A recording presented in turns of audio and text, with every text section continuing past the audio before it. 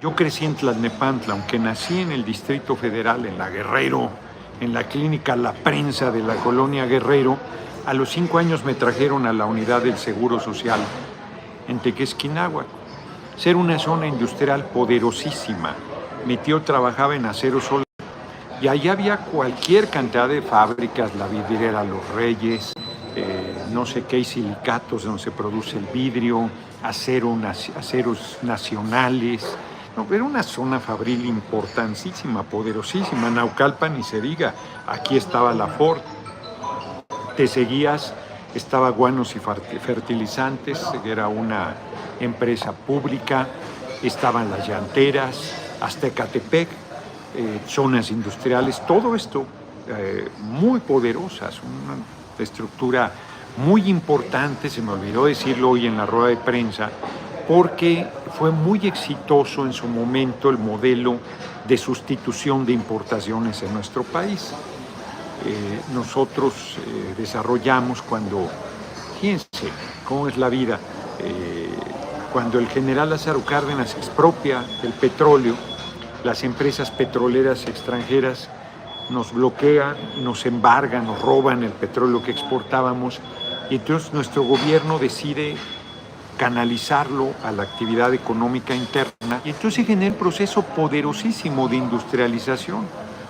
Producíamos todo. Bueno, ahí muy cerca de donde yo vivía estaba IEM, Industria Eléctrica Mexicana, que era la que producía todos los blancos, refrigeradores, lavadoras, estufas. Fue muy importante, y con el Tratado de Libre Comercio se chingó todo eso. Se acabó el campo, se abrió la frontera, la producción agrícola con productos transgénicos, mucho más baratos, con los apoyos económicos muchas gracias, que tienen los agricultores en Estados Unidos, y toda nuestra planta industrial voló en 1000 pedazos. Que la Ford ya no existe. Toda la zona industrial de Tlalnepantla ahora son centros comerciales que deben ser lavaderos de dinero. Se perdió empleo de manera brutal. Además era empleo, a estas alturas queda claro que eran empleos bien pagados. Los trabajadores, por ejemplo, de vidriera Los Reyes, si bien es cierto que rotaban turnos, esto es, una semana está en la mañana, una semana en la tarde, una semana en la noche. Mi amigo, que está ahora en Texas, ya se regularizó, Pedro Arredondo Víquez, trabajó ahí. Entonces, nos hizo pedazos ese acuerdo. O sea, ignorante senador. John Kennedy, dije Kerry en algún momento de la rueda de prensa. John Kennedy, de Luisiana, reaccionario, prepotente. Más allá de su majadería, lo que el gobierno de Estados Unidos hace es de una enorme hipocresía, porque los republicanos están jugando el papel de policía malo, planteando que una intervención militar y que ellos sí pueden poner orden. Trump en algún momento presionó al compañero presidente, primero con los aranceles, y no parábamos nosotros el flujo migratorio, como si nosotros fuéramos responsables del flujo migratorio de América Latina, Centroamérica y el Caribe, porque el gobierno de Estados Unidos ha sido rapaz y ha madreado nuestras economías, se ha enriquecido a costa de despojarnos, de empobrecer a nuestros pueblos, y luego se convierte en el polo de atracción de Estados Unidos porque tú llegas ahí y tienes trabajo. Se requieren de la mano de obra, del empleo de la gente. Entonces, son profundamente hipócritas, insisto. Y por otro lado, antes te acusaban de comunista, de socialista, de terrorista, ahora te acusan de narco, ¿no? Y si tú no eres narco, que es nuestro caso, no somos un gobierno, nos damos un narcoestado como lo fue Colombia, al cual apoyaron todo el tiempo, y hoy quieren tirar al gobierno del presidente Gustavo Petro, porque es un gobierno popular que sirve a la gente, elegido democráticamente. Pero a ese sí lo quieren tirar. todos los narcoestados que hubo. Léanse Colombia Feroz, es brutal, demoledor los datos de las ligas de los últimos décadas de los presidentes colombianos de derecha con los grupos de narco, los grupos paramilitares. Fíjense, nosotros para vean el beneficio que nos da Estados Unidos para que no comamos comida para gatos. En 1846-48, este era nuestro territorio. Todo esto, amarillo claro y verde, era nuestro territorio. Y en la guerra ilegal de 1846-48 nos lo robaron. Primero, 10 años antes, Texas, en 1836, que lo apoyaron para que se declarara independiente.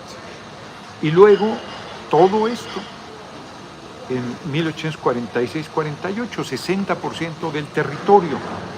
Ya me dirán cuál es el beneficio que hemos tenido Estados Unidos y nos robó el 60% del territorio en una guerra ilegal, en una guerra donde nos provocó, donde estuvo, fíjense dónde llega Texas, esta parte amarilla era nuestra, lo que hoy es Brownsville, por ejemplo, al norte del río Bravo y al sur de Texas no llegaba hasta el río Bravo.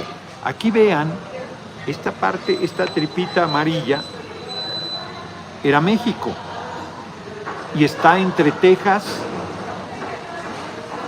y entre lo que es Texas y el río Bravo. Hoy bajaron la frontera hasta el río Bravo, pero ese era territorio nuestro. Y el ejército norteamericano llegó ahí a la altura de lo que hoy es Brownsville, que era territorio mexicano, provocó a un destacamento de militares mexicanos. Hubo creo que 3 militares estadounidenses que murieron en el enfrentamiento, y el presidente Polk, entonces presidente de Estados Unidos, dijo que los habíamos agredido en territorio tejano, que tampoco era territorio estadounidense. ¿Qué hacían ellos ahí? Pero ni siquiera estaban en territorio mexicano.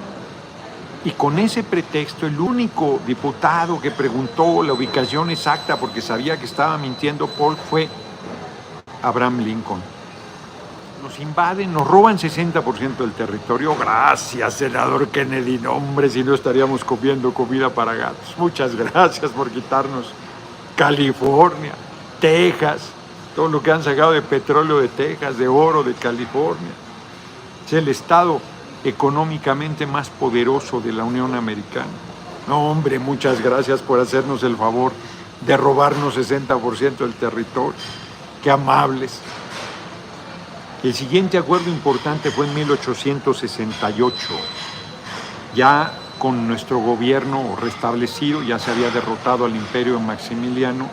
Matías Romero seguía siendo el representante mexicano en Estados Unidos. Y con Seward, creo que se pronuncia, o Seward,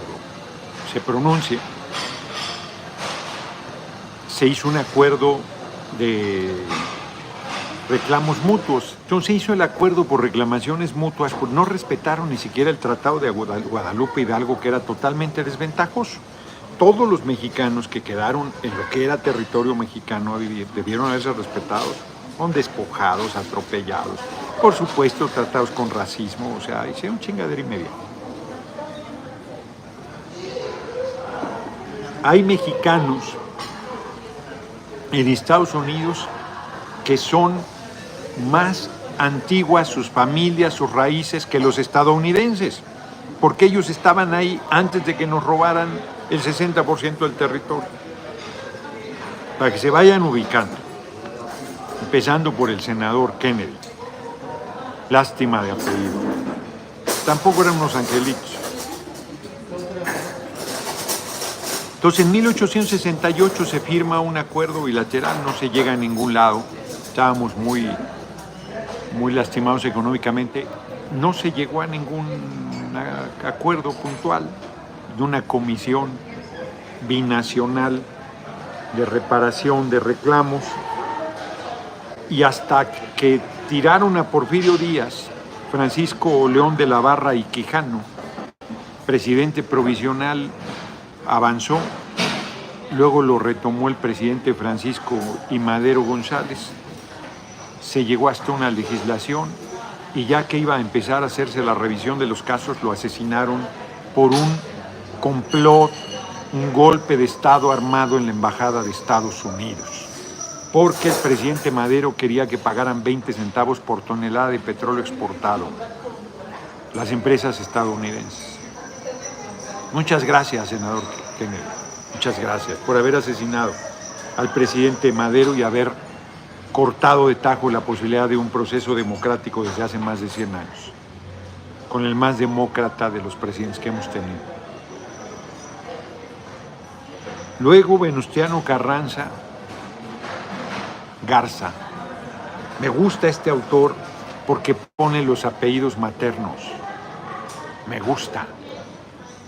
Y se interrumpió con el asesinato de Madero, porque pedía que pagaran impuestos a las petroleras porque se habían regalado el petróleo y no pagaban nada. Otra ayuda, senador Kennedy, todo el petróleo que se llevaba. Muchas gracias. No sabríamos qué haber, no hubiéramos sabido qué hacer con el petróleo. Muchas gracias. 1920. Bueno, Carranza Garza se hace una ley, inclusive en 1919 una ley reglamentaria, y otra vez su asesinato interrumpe.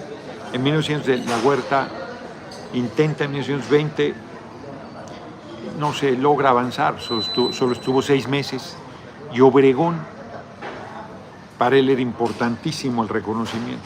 De eso trata este libro, los acuerdos de Bucareli, que son los acuerdos de que no se aplicara la ley de manera retroactiva. Se los he dicho hasta la náusea. Ya afortunadamente nadie pregunta aquí si se cumplen los 100 años de los acuerdos de Bucareli y dejamos de estar sometidos a Estados Unidos. O sea, ridícula esa versión, ridícula. Es que no fuera retroactiva la Constitución en su artículo 27, que nos recuperamos el petróleo. No querían ni pagar impuestos, mucho menos iban a querer devolvernos el petróleo que nos ha pertenecido siempre. En 1921 la Corte determinó, yo pensé que había sido hasta con Calles, y ahora que he vuelto a estudiar el tema veo que desde 1921 la Corte determinó que la Constitución no era retroactiva. ¡Qué fuerte! Y con jurisprudencia además. Entonces en 1921 la Corte determina que no hay retroactividad, y sin embargo ni así aceptaron. En 1922 se hace el acuerdo de la Huerta-Lamont con la parte privada de Estados Unidos. Se reconoce una deuda exorbitante, los pagos, los compromisos, y ni así reconocen a Obregón. Es hasta 1923, 14 de mayo de 1923, que empiezan en la calle de Bucareli a reunirse, y el 15 de agosto se hacen 2 convenciones, la general y la especial. La especial es sobre reclamos de daños hechos en la revolución, de expropiaciones, de indemnizaciones, y el general de que no se aplicara el artículo 27 de manera retroactiva. Y Obregón aceptó. Por eso el libro se llama Un acuerdo pragmático de la diplomacia mexicana. El autor dice, pues ya la Corte había dicho que no se podía aplicar retroactiva la ley, o sea que el petróleo no era nuestro, que ya se los había regalado Porfirio Díaz. ¡Qué fuerte lo que estoy diciendo! Bajo ese argumento, Obregón firma el acuerdo para que lo reconocieran, porque necesitaba acceso al crédito y venta de armamento. Y para eso necesitaba que Estados Unidos lo reconociera. Entonces esos son los acuerdos de Bucareli. Ese es solo una rapidísima, agilísimo recuento histórico que acredita cómo nos han saqueado solo en materia petrolera y de territorio. Hoy comenté también que millones, decenas de millones de mexicanas y mexicanos en Estados Unidos contribuyen con su trabajo a la riqueza del vecino país, porque se quedan con la mayor parte del trabajo, de la riqueza que su trabajo produce, porque además les pagan salarios todavía menores. Y aunque pagan impuestos, no reciben nada a cambio. Nada. Tienen que luchar en no pocas ocasiones hasta para que les den una pinche licencia de conducir. Tratados con racismo, con clasismo, con infamia.